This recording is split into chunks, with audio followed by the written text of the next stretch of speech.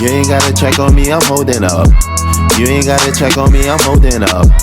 You ain't gotta check on me, I'm holding up. You ain't gotta check on me, I'm holding up. Today, you're now tuning into How You Holding Up, a podcast. I am here today with two amazing, sensational young ladies. To my left, I have Miss Lindsay.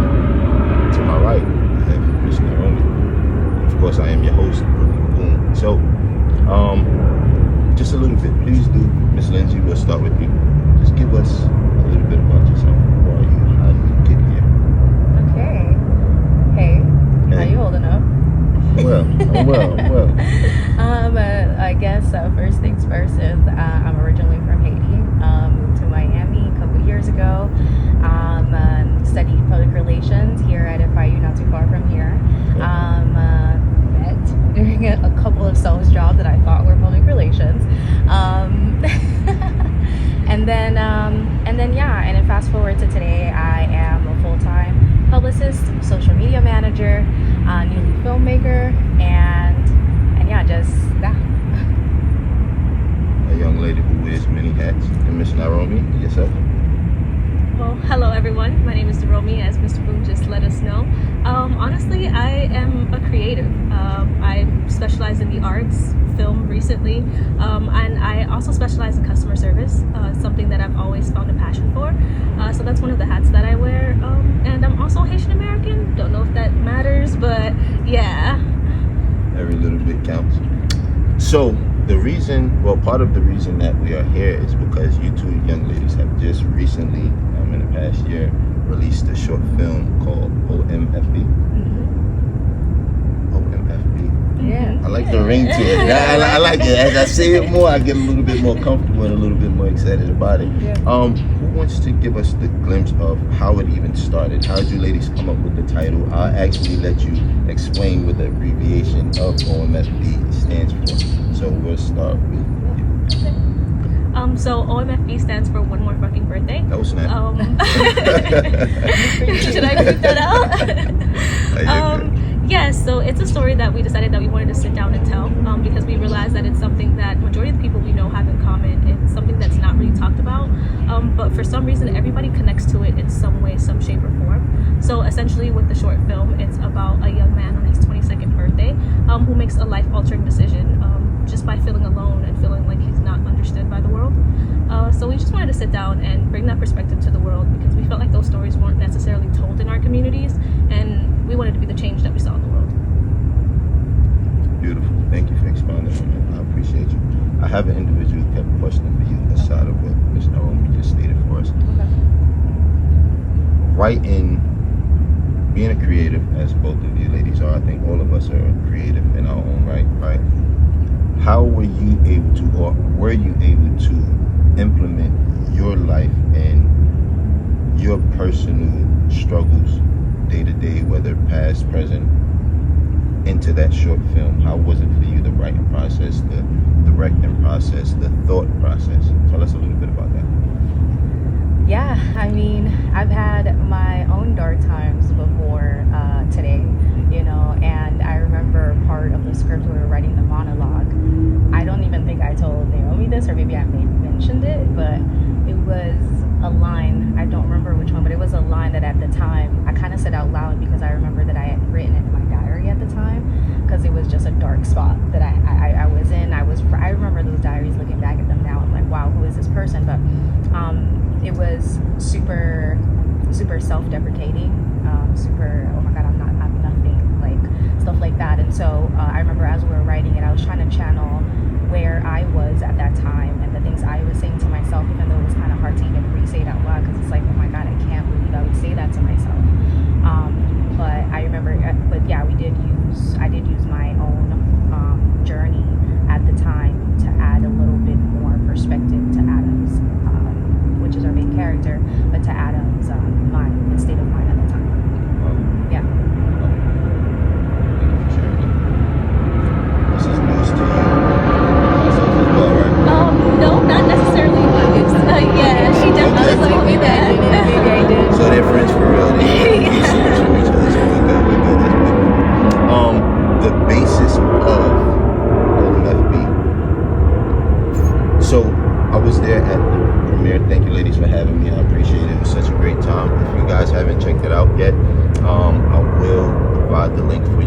please do support, because mental health is what I got from it.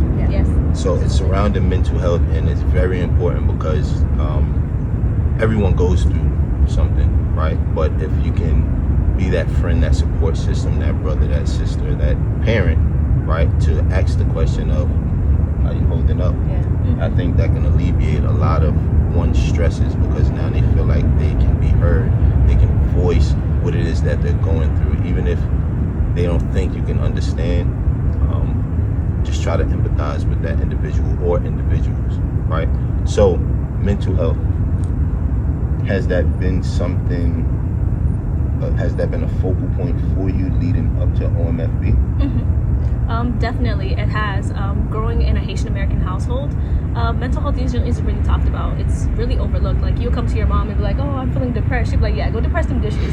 So it's just kind of like, it's something that I felt we neglect when it comes down to our communities, and it's not right. I feel like if your mental health isn't tip-top shape, or even working towards tip-top shape, everything else isn't gonna fall in line. It's really not. And it's just something I feel like if I could help someone else realize that they need to pay more attention to their mental health, it's something that I would love to do for them. Let them know, like, hey, like, are you good today? Like, how are you holding up? Are you okay? Is everything okay? Like, how are you feeling? How do you feel about yourself? How do you feel about the state that you are in your life? And I feel like with OMFB, that's something that we wanted to talk about. Like, he was always surrounded, our main character Adam was always surrounded about people. He had his friends, he had people that he just met, he had his parents that he was estranged from that didn't really understand what he was going through, that didn't even see the struggles that was right in front of him, So, yeah. Sometimes it can be so evident, and we miss the signs, right? How do you know when to ask a person how they're holding up? How do you know when the time is right to say, you know what, let me ask, because you just never know. How do you ask them often? Do you ask them occasionally? Or do you ask them every day? Because sometimes we can get overwhelmed by a person constantly reaching out, like, yo, I'm good. Now you're making it feel like I'm not okay. Like, It's like, am I okay? Right. So how do you propose a question or questions like that be asked to individuals or an individual? I will refer to the panelists that actually were at our premiere. Dr. Grandison and, correct me if I'm wrong, Tiffany. Yes. Tiffany. Tatiana, thank you. Miss Bastia. AKA Tatiana Bastian. But yeah, that question was posed during the premiere, and as I'm not an expert, what I remember them saying specifically, which stayed with me, is that if you're suspecting that a friend of yours or a family member may be depressed or may need some help, first say, hey, I think something might be going on. Correct me if I'm wrong. They're like, oh, I'm fine. I was like, okay, cool. Whenever you're ready to talk, I'm here. And then follow up often is what they said.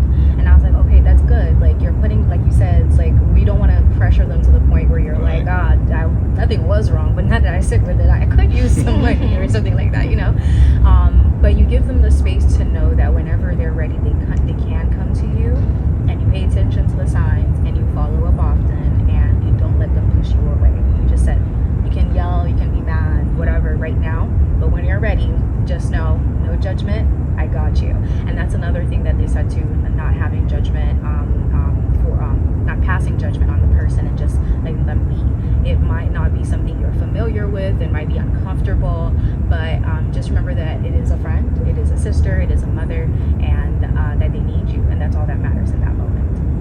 Wow. Yeah. Thank you for sharing that. And these are coming from professionals, right? Yeah. I didn't go to school for any of these things. I mean, if you want to consider the school of hard knocks, as most people would say, then that's how I got my degree in it, right? Just going through certain trials, tribulations, and also experiences. And I think that makes great for a story. What is the end result for you ladies when it comes to OMFB? Where do you see this going? What demographic do you aspire to have this reach? Well, for me personally, everyone. Everyone who feels like they're alone, everyone who feels like they're going through something and they can't speak to anyone. I feel it as far as reaching as far as it could go. As long as it touches someone, one person, two people, three, everyone, I felt like I've accomplished something, because that's the whole point of the story. It's so people can resonate with it and to understand if I'm going through something, this is who I can talk to, this is the help that I can get. Same thing with the panel was the reason why we had the panel. We wanted people to know that there are options out there. Like if you feel like you can't talk to your mom, you feel like you can't talk to your dad, go talk to a professional. Go talk to someone who cares, because there are people out there who genuinely care.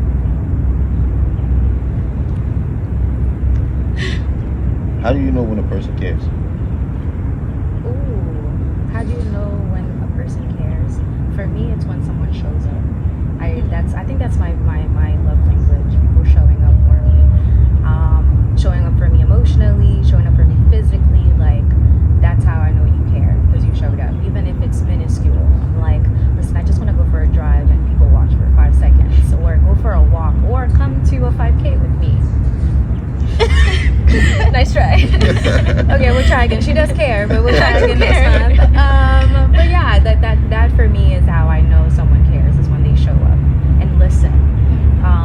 Listening is something that I want to do more often. I find myself listening, but sometimes my focus is everything. I want to get better at it. It's something I wish you would do. Listen to me, and then I say, hey, I see this conversation from this perspective, and regurgitate it back to me in a way that then allows me to find my next steps. Yeah. What I got from that, right, and what I got from that, listening, right, there is a scripture in the Bible that I've been recently trying to apply to my personal life, because even temperate is something that I've been working on, based off experiences, again, right, upbringing, just being in the world, right. James chapter 1 verse 19, it says to be quick to listen, slow to speak, and slow to anger. So part of being a listener, a great listener, is actually being quick to listen. So instead of listening to respond, you can actually listen to understand what the person is saying, how they're feeling. This way we can empathize with them, and we can actually find out the best source of advice, or even just listening, right? Sometimes we don't always need to respond back, right? Because sometimes you don't want somebody to respond back, you just want them to show up, right? And to listen. Right, and to listen, right? So, Adam, if you're watching this, man, I know it was your last birthday, man, but I wish somebody would have just listened to you and paid attention to the signs, man. The actors and actresses did a phenomenal job. You ladies did a phenomenal job with casting, your cast. I am super excited to see exactly what you ladies do next with this project. How important is God in your walk of life? Because it's different for everybody. Some of us believe, some of us don't. Well, some people believe and some don't. I fortunately believe, and I know you ladies express that you as well. You do as well. How important is God in your everyday life? Extremely important, honestly. Waking up first thing in the morning and thanking God just for being able to take that first breath. I rarely ever share this, honestly, but there was a point in time where I didn't have faith, where I was sitting there so confused how my mom could wake up and go to church for 6 hours and wake up at 6 a.m., going back home at 6 p.m. and just stay straight up praying. And I'm like, I don't understand what you have going on. Like, I literally go back to my journals and recall me writing it down, asking God for faith, because I didn't have it. And years later, I wake up and it's the only thing getting me through, honestly. It's waking up, praying, realizing that I'm grateful to be here. So honestly, without God throughout this project, I wouldn't be able to get it done. And Nancy yourself, of course, but that's credit due to him as well. Honestly, everything. I can honestly owe everything to him, because there was a point in time where I didn't believe in myself. There was a point in time where I didn't believe I could make things happen. And one day we just woke up and we're like, we're gonna do it. We're gonna do it, and God is gonna get us through. And you'd be so surprised. Like, we would end up going to an event and finding someone who's willing to help us with this project.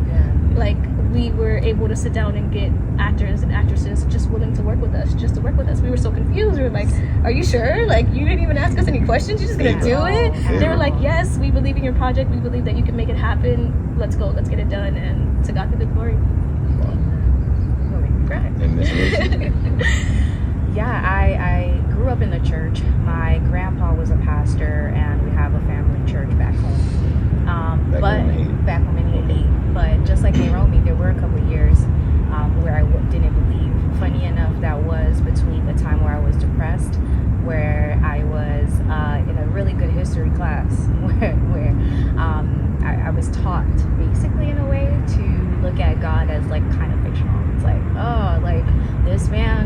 down from heaven and he's like doing these miracles, okay? And I was like, now that you think about it, you know, at the time, it made sense to me. And I was just like, you know what, I'm good. So I went through all of that and I was depressed and I didn't believe in God anymore. I was just kind of off of it. And not funny enough, but ironically, how I got out of my depressive state at the time was by going back to God and then choosing happiness afterwards. It's like I'm going to choose to smile even though I don't feel like it. I'm going to choose to pray even though I'm like, I felt even ashamed to talk to God because I was just like, it's been so long. I rejected you for so long. Why would you even want to help me? You shouldn't, honestly. Until this day, I say that. I always say, God, like, there's no reason for you to listen to me or grant me any favors, and yet here you are. And in my current walk with God, I think I'm relearning a lot of things. I'm more excited about God than I ever was, and I try to make sure I say out loud all the little tiny things that He does. Breathing, having a car that works, having a phone. I'm like, it sounds so minuscule to even pray about a phone, but like you think about it and you're like, it really could be that bad that you don't have a cellular phone to like get the GPS or call people or be able to afford paying it every month. You know, it's never happened to me, but it could, and because it didn't, I'm grateful for all of that. So when I sit in my car, I go through all the checklists. I'm like, both eyes are working, both ears are working. Okay, good. You know, another day. So now my walk with God is a lot different than it was before. I'm in a Sorry. That's okay. I'm fine. I promise. I'm fine. That's okay. I'm currently in a 21-day prayer, and yeah, I'm rebuilding my. I'm fine. Oh my gosh. I know you're fine. I know you're fine. This is a perfect segue to ask. How you holding up? Honestly, I'm holding up great.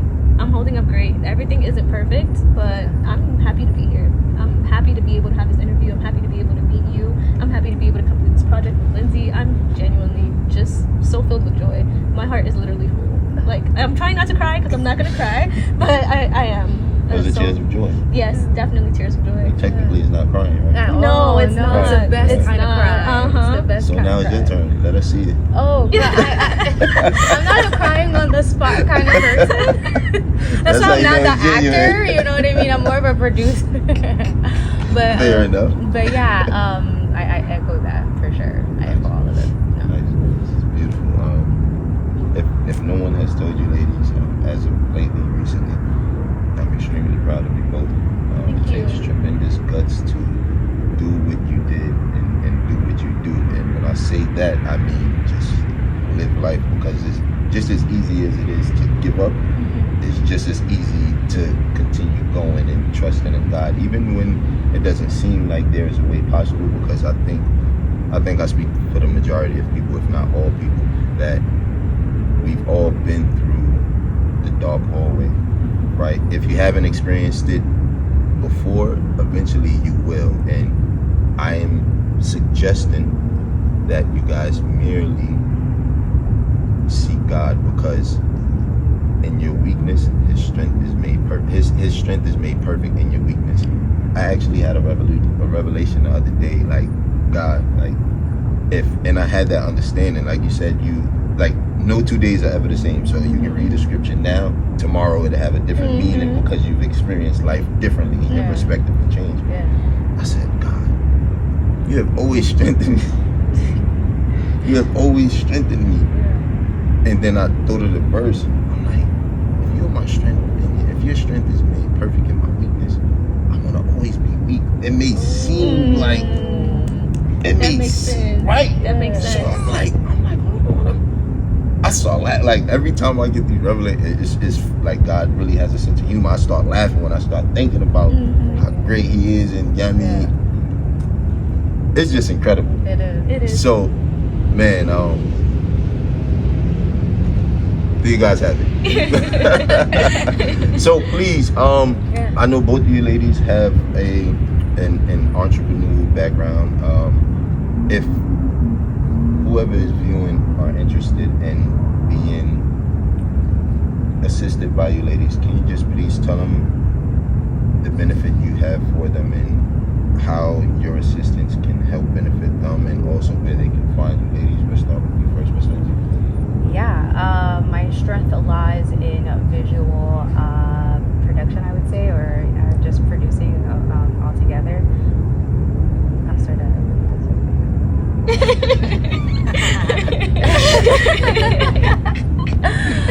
No, but yeah. So I'm a publicist, public relations, and I'm a social media manager. I do content, engagement, yeah, and a writer as well. So if anybody wants to partner with me or collaborate with me, they can find me at my website, officiallindsayf.com, and also on Instagram at thatsolindsay_. Thank you. And Miss Naromi, how about you? Can you share with the people where they can find you and how you can better assist them? Because to my understanding, we're here to serve, not to be served, right? Exactly. You can definitely find me on social media. It's going to be spunky_nay. For me, the strength that I would definitely have is being able to help you reach your client, and not just reach them as far as like social media wise, but being able to reach them customer service wise. That's something that I honestly specialize in. I've been doing it ever since I was like 16. So knowing how to speak to customers, knowing how to solve issues, how to escalate issues, and how to handle them is something that I truly specialize in. So if you ever have any questions, ever need help with that, I'm your girl.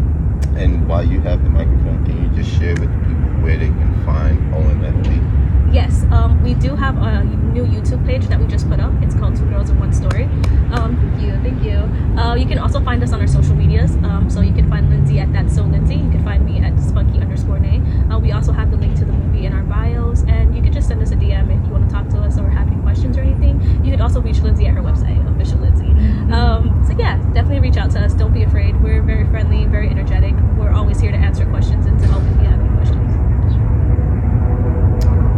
Before we go, is there anything you want to leave the people with? 2 things. Two? Yeah. 2 things. First, thank you for this interview. This was really great. And also, I wanted to talk about the fact that we're here at Alonzo and Tracy Mooring Senior High School. Yes.